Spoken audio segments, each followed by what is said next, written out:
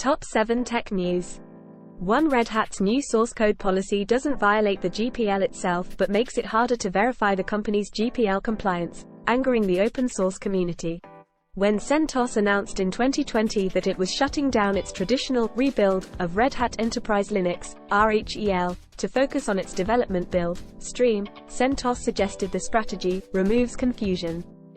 Red Hat, which largely controlled CentOS by then, considered it a natural, inevitable next step. Last week, the IBM-owned Red Hat continued, furthering the evolution of CentOS Stream, by announcing that CentOS Stream would be the sole repository for public RHEL-related source code releases, with RHEL's core code otherwise restricted to a customer portal. RHEL access is free for individual developers and up to 16 servers, but that's largely not the issue here. Red Hat's post was a rich example of burying the lead and a decisive moment for many who follow the tricky balance of Red Hat's open source commitments and service contract business. 2. Valve says it won't approve Steam games that use copyright-infringing AI artwork, contrary to reports claiming the company planned to completely ban AI art. The game service isn't banning AI art across the board after all. On Thursday, various outlets reported on a June Reddit post from user Potter Harry97 saying that Steam would no longer be publishing games with AI-generated content. Later in the month, another game dev penned a similar post. Valve says that's not quite right.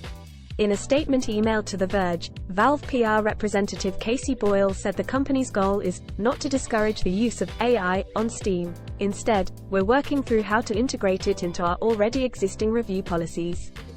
She went on to say that the company's current review process takes into account current copyright law, and that, while developers can use these AI technologies in their work, they cannot infringe on existing copyrights.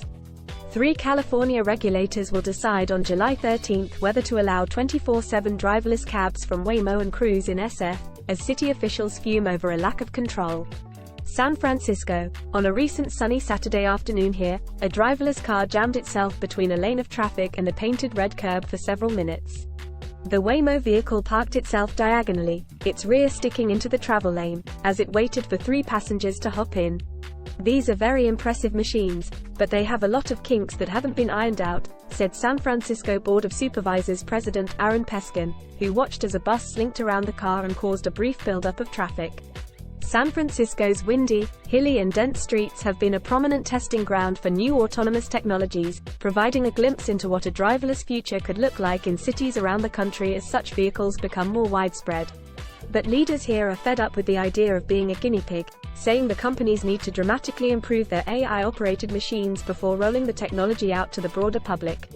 4. A developer says Twitter appears to be DDoSing itself due to a bug in Twitter's web app, which could be tied to Elon Musk's emergency blocks and rate limits. For the last 2 days, Elon Musk has claimed that Twitter is under attack from several hundred organizations who were conducting extreme levels of data scraping, forcing them to bring large numbers of servers online on an emergency basis and enact emergency measures. Yesterday, Twitter started blocking all logged-out access to Twitter, requiring signing in to view any tweet or profile.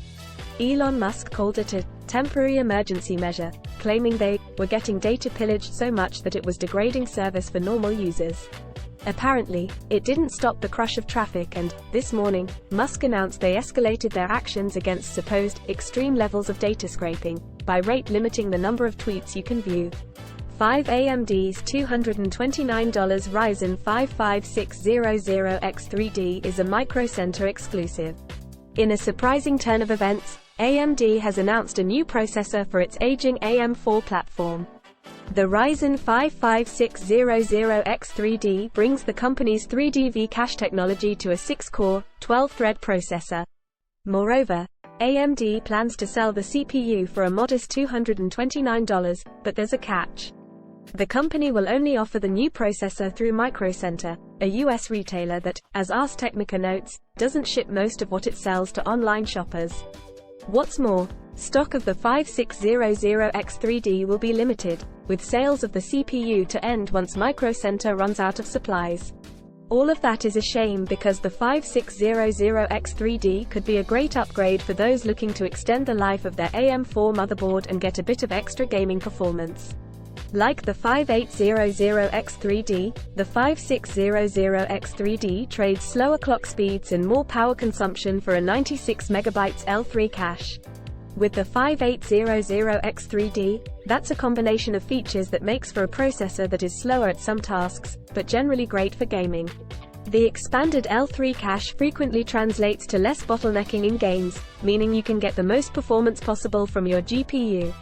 Moreover, the fact that it's an AM4 processor means you can save on a new build since you won't need to go buy DDR5 RAM. The 5600X3D will go on sale on July 7th. This article originally appeared on Engadget at 6. The entire story of Twitter under Elon Musk. Forget Tesla, SpaceX, Neuralink, and the Boring Company. Elon Musk is now the owner of Twitter. Elon Musk owns Twitter, and his new big idea is charging people to read more than a few hundred tweets per day.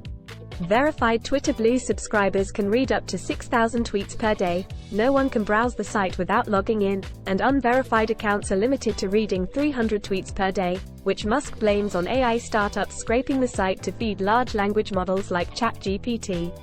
How'd we get here?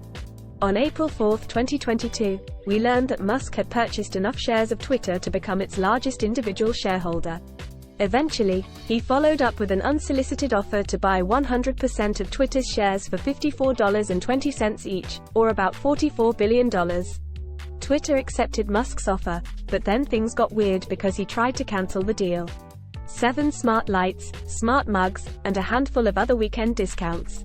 Whether you celebrate the 4th or not, Independence Day weekend is oft considered one of the best times of the year to save on everything from TVs and laptops to the humble Toyota Camry. That's still the case, however, with Amazon Prime Day kicking off in a little over a week. We expect many of this weekend's best discounts to hang around just a bit longer than they might have otherwise. Take our first deal of the day as an example. Right now, you can pick up Nanoleaf Shapes Ultra Black Triangles at Amazon and Best Buy for $199.99, $20 off, which matches the lowest price we've seen on the 9-panel kit since it made its debut last year. The modular light panels are nearly identical to the originals aside from the fact they appear all black when dormant, meaning they can still display 16 million colors and work with Amazon Alexa, Apple Home, and Google Assistant.